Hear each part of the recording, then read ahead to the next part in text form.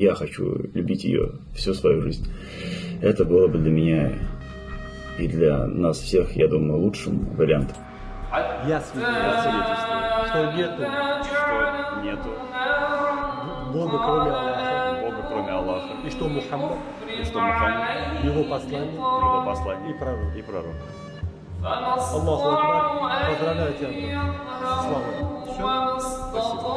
С возвращением тебя в истинную веру.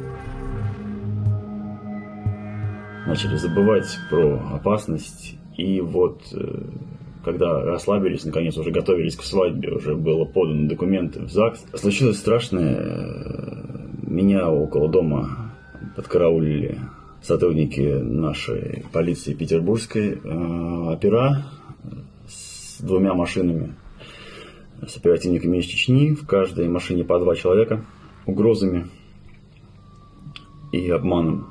Они вынудили меня спустя минут 40 где-то.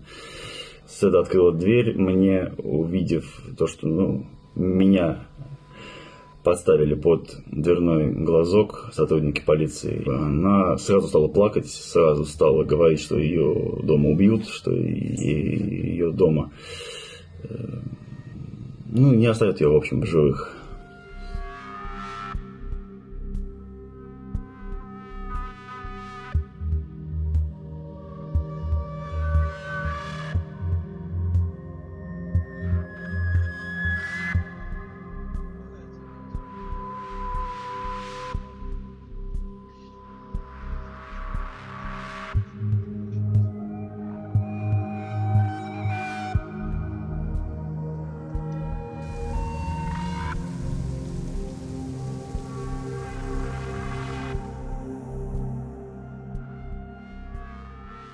Ее перспективы нерадужные.